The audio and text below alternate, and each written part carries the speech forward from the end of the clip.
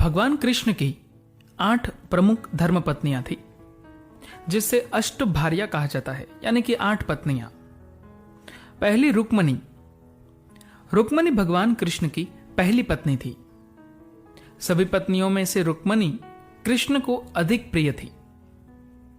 रुक्मणी के पिता भीष्मका, जो कि विदर्भा के राजा थे, उन्होंने अपनी पुत्री का विवाह छेड़ी के युवराज शिशुपाल से निश्चित कर दिया था। शिशुपाल कृष्ण का कट्टर विरोधी था। जब भीष्मका को पता चला कि उसकी बेटी कृष्ण से प्यार करती है, तब उन्होंने रुक्मणी का विवाह तुरंत शिशुपाल से जबरदस्ती करने का निश्चय किया। क्योंकि रुक्मणी कृष्ण से बेहद प्यार करती थी, उन्होंने कृष्ण को तुरंत आकर उन्हें बचाने की मांग की, नहीं तो वह अपनी जान दे देगी। तब विवाह के दिन भगवान कृष्ण ने रुक्मणी का अपहरण किया और द्वारिका ले जाकर विवाह किया। सत्यभामा। भगवान विष्णु को प्रसन्न करने के लिए सत्यभामा ने युगों तक कठोर तपस्या और परिश्रम किया। सत्यभामा की तपस्या, भक्ति और प्यार से खुश होकर भगवान विष्णु ने उससे अगले मानवीय अवतार में उसकी अर्धांगिनी बनने का वरदान दिया। कृष्ण ने भगवान विष्णु के अवतार रूप में उस वरदान को सिद्ध किया और सत्यभामा को हमेशा एक अच्छे पति के रूप में खुश रखा। जाम्बवती। जाम्बवती भगवान राम की भक्त थी। उसके पिता जाम्बवन ने भगवान कृष्ण के समक्ष यह प्रस्ताव रखा कि अगर हूं स्यमंत का हीरा पाना चाहते हैं तो उसकी पुत्री से विवाह करें। कोई और उपयुक्त रास्ता ना दिखने पर भगवान कृष्ण ने यह प्रस्ताव स्वीकार किया और जाम्बवती से द्वारिका में शादी कर ली। कालिंदी। कालिंदी सूर्यदेव की पुत्री थी और यमुना नदी की देखभाल करने वाली देवी थी। वह भगवान विष्णु से इतनी मोहित थी कि उन्हें प्रसन्न करने के लिए वह कठोर तपस्या करने लगी। उसकी तपस्या, दृढ़ता और चंचलता से प्रसन्न होकर भगवान विष्णु ने अपने कृष्ण अवतार में उनसे विवाह कर लिया। लक्ष्मणा। भगवान कृष्ण ने अपने प्रिय मित्र अर्जुन, दुर्योधन और कई सारे योद्धाओं को धनुर्विद्या में हराकर लक्ष्मणा को हासिल किया। मित्र वृंदा। रुक्मणी की तरह मित्र वृंदा भी भगवान कृष्ण से अत्यंत प्रेम करती थी।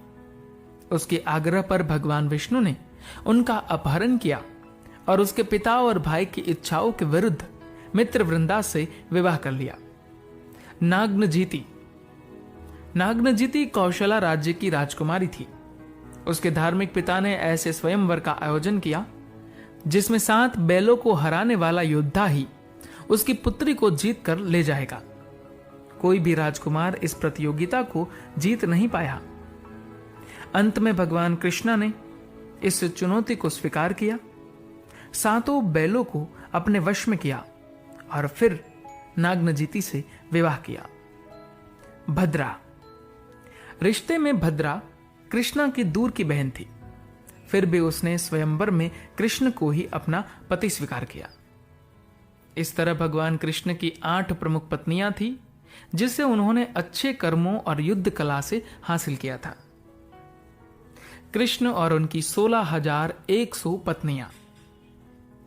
दानव नरकासुर ने कई राजाओं को हराकर उनकी 16,000 बीवियों और पुत्रियों का अपहरण किया।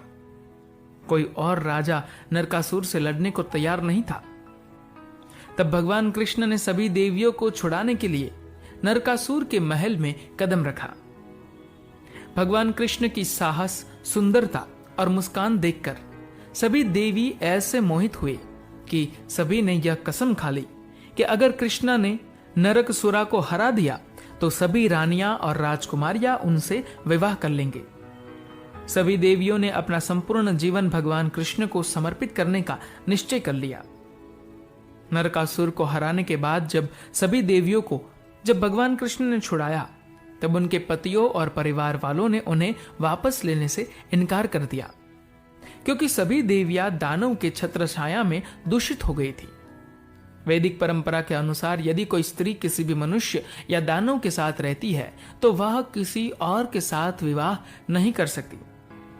तब सभी 16,100 देवियों ने भगवान कृष्ण को अपनी खाई हुई कसम के बारे में बताया और भगवान कृष्ण को याद दिलाया कि क्षत्रिय धर्म के अनुसार यदि कोई भी योद्धा किसी भी स्त्री को बचाता है या छुड़ाता है तो वह स्त्री मृत्यु तक उस योद्धा की हो जाती है।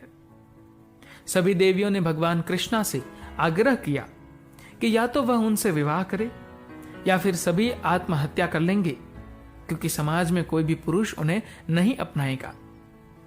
तब धर्म की मांग को देखते हुए भगवान कृष्ण ने सभी को अपनी पत्नी के रूप में स्वीकार किया, ताकि सभी अपनी जिंदगी इज्जत से जी सके और कोई भी उन्हें तंग करने की या ताना मारने की हिम्मत न कर सके।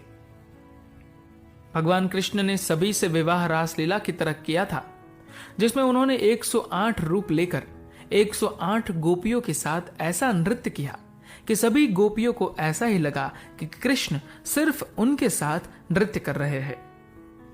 रोज भगवान कृष्ण 16,108 रूप लेकर अपनी बीवियों को एक समान प्यार और देखभाल करते। भगवान कृष्ण किसी भी पत्नी से भेदभाव न करते।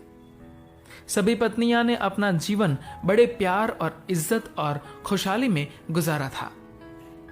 धन्यवाद।